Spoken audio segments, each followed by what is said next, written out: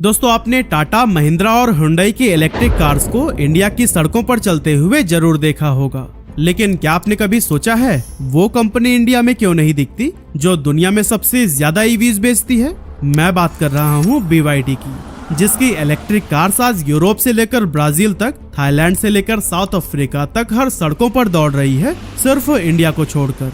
अब एक proud Indian होने के नाते ये कहना थोड़ा अजीब सा लगता है, लेकिन सच्चाई ये है कि अगर BYD इंडिया में फुल फोर्स के साथ में आ गई ना, तो फिर टाटा और महिंद्रा जैसे बड़े बड़े इंडियन कार मेकर्स का अस्तित्व ही खतरे में पड़ सकता है। क्योंकि BYD की टेक्नोलॉजी इतनी एडवांस है कि टेस्ला तक उसके सामने नहीं टिक पाया। क्योंकि 2024 में BYD ने वर्ल्ड लेवल पर 42,70,000 व्हीकल्स बेचे थे, जबकि टेस्ला की बिक्री थी 17,90,000 यूनिट्स। और दोस्तों, शॉकिंग बात तो ये है कि महिंद्रा ने अपनी कुछ इलेक्ट्रिक SUVs में सीक्रेटली BYD की बैटरी टेक्नोलॉजी का यूज किया है, वो भी बिना ज्यादा शोरगुल किए। तो चलिए जानते हैं उस अनाथ बच्चे की कहानी जिसने गरीबी से उठकर दुनिया की सबसे बड़ी ईवी कंपनी खड़ी कर दी और साबित किया कि सपने सिर्फ देखे नहीं जाते, बिल्ड किए जाते हैं।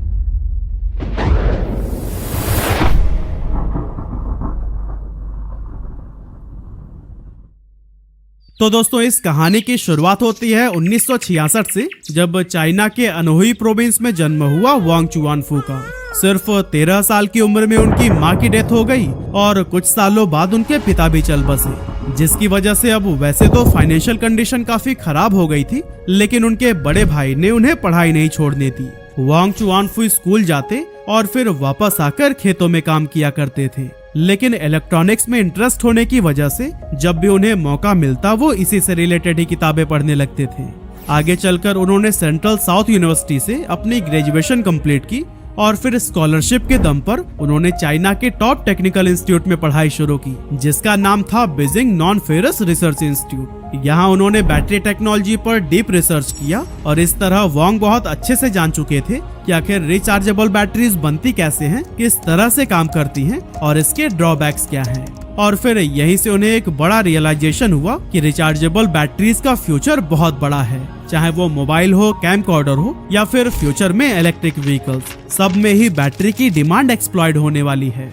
लेकिन उस टाइम इस मार्केट पर पूरी मोनोपोली थी सोनी, सान्यो, पैनासोनिक और हिटाची जैसे कुछ जापानीज टेक जायंट्स की। इन कंपनियों की बैटरीज ग्लोबल इलेक्ट्रॉनिक्स मार्केट में काफी हाई क्वालिटी की मानी जाती थी, लेकिन थी बहुत एक्सपेंसिव। और क्योंकि इन कंपनीज के पास में अथाह पैसा था, इसीलिए कोई भी नई कंपनी इनके मोनोपोली को तोड़ने की भी नहीं सोच सकती थी। इसीलिए वांग चुआनफू ने सोचा कि हम बनाएंगे एक अच्छी लेकिन सस्ती बैटरी। साल था 1995 का। वांग ने अपनी सारी सेविंग्स इकट्ठी की, कुछ रिश्तेदारों से उधार लिया और कुछ छोटे इन्वेस्टर से पैसे जुटाकर शुरू की एक छोटी सी बैटरी कंपनी।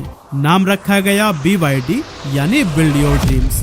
उस टाइम उनकी टीम में सिर्फ 20 लोग थे, मशीन्स नहीं थी, ऑटोमेशन नहीं था, सब कुछ मैनुअली हाथों से ही होता था। लेकिन वांग ने यहाँ पर भी एक बोल्ड डिसीजन लिया कि हमारे पास लोग हैं, मशीन्स नहीं, पर अगर लोगों को एफिशिएंटली ट्रेन किया जाए तो वो मशीन से भी बेहतर काम कर सकते हैं। और इसी जुगाड़ू माइंडसेट से ही उन्होंने कम कॉस्ट में हाई क्वालिटी बैटरी बनानी शुरू कर दी। सिर्फ 3 साल में BYD ने ऐसी रफ्तार पकड़ी कि वह जापानीज कंपनियों को भी चाइना के मार्केट में टक्कर देने लगी। मतलब जिस कंपनी को 1-2 साल पहले तक कोई भी नहीं जानता था, वो अब टेक जायंट्स के रडार पर आ चुकी थी। BYD उस टाइम तक एक स्ट्रॉन्ग बैटरी मैन्युफैक्चरर बन चुका था। नोकिया, मोटोरोला और कई दूसरे इलेक्ट्रॉनिक जायंट्स भी अपने मोबाइल डिवाइसेस के लिए BYD से ही बैटरी लेने लगे। अब दोस्तों, BYD की फैक्ट्री फुल कैपेसिटी पर चल रही थी, पैसा भी आ रहा था और नाम भी बन चुका था। लेकिन वांग चुआनफू अब भी संतुष्ट नहीं थे, क्योंकि वो कुछ ऐसा करना चाहते थे जो दुनिया बदल सके। तभी उनके मन में एक ऐसा ख्याल आया जो सुनने में तो पागलपन जैसा लगता है, लेकिन विजनरी माइंडसेट वाले लोग अक्सर ऐसी बातें सोच ही लेते हैं। उन्होंने कहा, अगर हम दुनिया की सबसे सस्ती और टिकाऊ बैटरी बना सकते हैं तो क्यों ना उस बैटरी से चलने वाली गाड़ी को भी बनाएं। अब ये सुनते ही उनके आसपास के लोग चौंक गए। लोगों ने कहा, पागल वागल हो गए हो क्या? कार बनाना कोई बैटरी बनाने जैसा सिंपल काम थोड़ी ना है। डिजाइन, एरोडायनेमिक्स, इंजन इंटीग्रेशन और व्हीकल सेफ्टी सब कुछ देखना पड़ता है। और BYD के पास इससे रिलेटेड किसी भी चीज का एक्सपीरियंस नहीं था। लेकिन वोंग का लॉजिक सिंपल था। उन्होंने कहा फ्यूचर में कार की सबसे महंगी पार्ट होगी बैटरी, और वो हमारे पास है, बाकी पार्ट हम सीख लेंगे, बना लेंगे भाई। और इसी सोच के 7 साल 2003 में BYD ने एक स्ट्रगलिंग और लगभग बंद हो चुकी चाइनीज कार कंपनी खरीदी, सिर्फ $30 मिलियन में। नाम था किंचुआन ऑटो। इंडस्ट्री के लोग हंसने लगे कि बैटरी बनाने वाली कंपनी अब गाड़ियां भी बनाएगी भाई, ना एक्सपीरियंस है ना ही कोई जानकारी, ये तो पूरी तरह से बर्बाद हो जाएगी। लेकिन BYD को किसी की भी हंसी से फर्क नहीं पड़ा। वोंग ने अपनी टीम के साथ R&D स्टार्ट की। डिजाइन से लेकर ब्रेक सिस्टम तक हर चीज उन्होंने इन हाउस बनाना शुरू किया। और फिर 2 सालों की मेहनत के बाद 2005 में BYD ने लॉन्च की अपनी पहली प्रॉपर सेडान BYD F3। ये दिखने में थोड़ी बहुत टोयोटा कोरोला के जैसी थी, पेट्रोल इंजन पर चलती थी, लेकिन इसकी कीमत इतनी कम थी कि चाइना का मिडिल क्लास उसे खरीदने के लिए टूट पड़ा, जिसके चलते कुछ ही महीनों में BYD F3 बन गई चाइना की टॉप सेलिंग सेडान। अब पूरे ऑटो इंडस्ट्री के होश उड़ गए थे। फॉक्सवैगन, होंडा और जेली जैसे बड़े बड़े ब्रांड्स हैरान रह गए कि BYD को तो इस फील्ड का कोई एक्सपीरियंस था नहीं, फिर भी इनकी गाड़ियां इतनी ज्यादा कैसे बिक रही हैं। असल में वोंग चुआनफू ने चाइनीज कस्टमर्स की फिलॉसफी को बहुत पहले ही समझ लिया था। वो जानते थे कि चाइना के लोगों को लग्जरी या फैंसी ब्रांडिंग नहीं चाहिए, उन्हें चाहिए वैल्यू और ड्यूरेबिलिटी। उन्होंने सेम प्राइस में लोगों को ज्यादा फीचर्स दी और ब्रांड खुद ब खुद ग्रो होता चला गया। इस तरह से एक बैटरी मेकर कंपनी बन गई थी चाइना की सबसे भरोसेमंद कार ब्रांड, वो भी सिर्फ 2 सालों के अंदर। कुछ इसी तरह से साल बीता और आ गया 2008 का टाइम। लेमन ब्रदर्स का कोलैप्स हो चुका था। अमेरिका और यूरोप की इकोनॉमी डगमगाने लगी थी। हर दिन ही न्यूज आती थी कि ये कंपनी बंद हो गई, इस कंपनी से इतने लोगों को काम से निकाल दिया गया, एटसेट्रा। ये वो टाइम था जब लोगों का भरोसा बिजनेस से उठ रहा था। लेकिन ठीक उसी वक्त जब हर कोई पीछे हट रहा था, तब एक आदमी आगे बढ़ रहा था, वोंग चुआनफू। अब वैसे तो वोंग का नाम उस टाइम पर वर्ल्ड लेवल पर नहीं जाना जाता था, लेकिन वो चुपचाप दुनिया की पहली mass market plug in hybrid car बना रहा था। नाम था BYD F3 DM। एक्चुअली उस टाइम ईवीज को लोग सीरियसली नहीं लेते थे। पूरी दुनिया इलेक्ट्रिक व्हीकल्स को एक फैंसी टॉय समझती थी। टेस्ला खुद एक स्ट्रगलिंग स्टार्टअप था और लोगों को लगता था कि इलेक्ट्रिक कार सिर्फ लैब के लिए है, रोड्स के लिए नहीं। लेकिन वोंग चुआनफू ने उस भीड़ से अलग सोचा। उन्हें बहुत पहले समझ आ गया था कि कंबस्शन इंजन का टाइम अब खत्म होने वाला है और आने वाला दौर होगा इलेक्ट्रिक का। और फिर यही सोचकर BYD ने कोई शॉर्टकट नहीं लिया। बैटरी खुद बनाई, मोटर और कंट्रोलर खुद डिजाइन किया और यहाँ तक कि सॉफ्टवेयर भी BYD ने ही डेवलप किया था। और फिर 15 दिसंबर 2008 को लॉन्च की गई BYD F3 DM, जो कि ड्यूल मॉडल थी, यानी बैटरी से भी चलती थी और पेट्रोल से भी। BYD की ईवी स्ट्रैटेजी से इम्प्रेस्ड होकर दुनिया के सबसे बड़े इन्वेस्टर्स में से एक वॉरेन बफे ने भी अपनी इन्वेस्टमेंट फर्म बर्कशायर हैथवे के जरिए BYD में स्टेक खरीदा। उन्होंने इन्वेस्ट किए करीब $230 मिलियन और लिया 10% स्टेक, वो भी तब जब दुनिया BYD का नाम तक ठीक से नहीं जानती थी। वॉरेन बफे ने कहा, वोंग चुआनफू के पास थॉमस एडिसन जैसी इन्वेंशन और जैक वेल्स जैसी बिजनेस ब्रेन का कॉम्बिनेशन है। इस इन्वेस्टमेंट ने BYD को एक ग्लोबल स्पॉटलाइट में ला दिया था। और दोस्तों, जब वॉरेन बफे ने BYD में इन्वेस्ट किया था तो उस टाइम पर इलॉन मस्क से पूछा गया क्या वो BYD को खतरा मानते हैं। तब उन्होंने हल्की सी मुस्कान में जवाब दिया, Have you seen that car?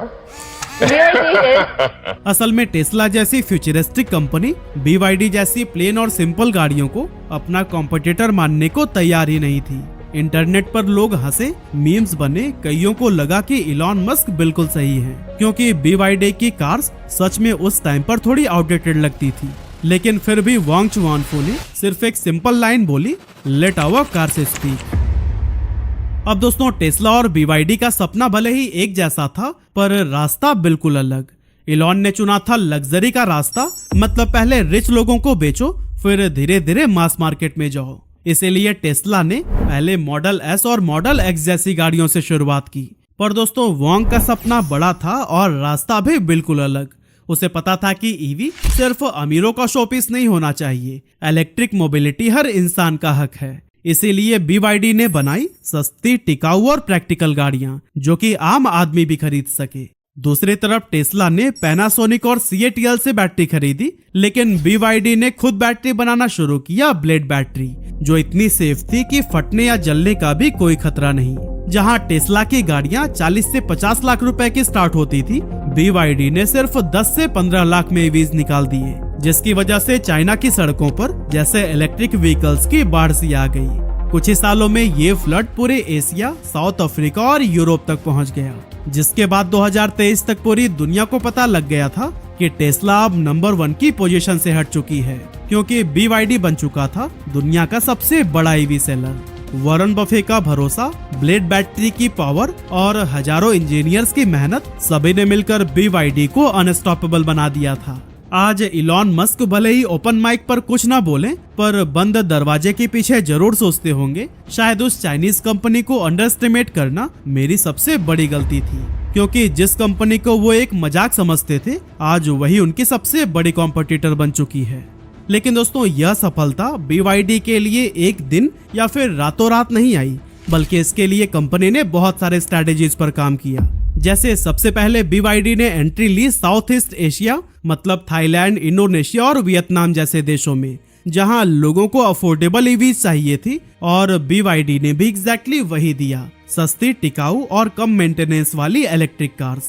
फिर नजर पड़ी साउथ अमेरिका पर, यानी ब्राजील, कोलंबिया और चिली जैसे देशों में, जहां पब्लिक ट्रांसपोर्ट का बड़ा हिस्सा अब भी फॉसिल फ्यूल पर डिपेंडेंट था, और यहाँ BYD ने सिर्फ कार्स नहीं बेची, बल्कि उन्होंने शुरू की इलेक्ट्रिक बसेस की भी डिलीवरी।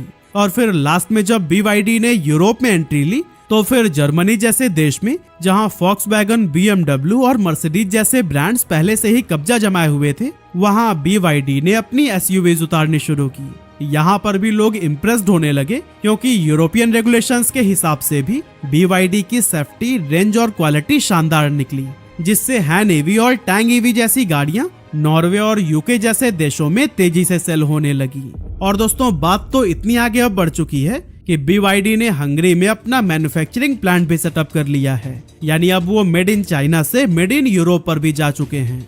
वहीं अगर हम बात करें इंडिया की, तो आपको जानकर हैरानी होगी कि BYD इंडिया में ऑफिशियली मौजूद है, और वो भी पिछले 15 सालों से।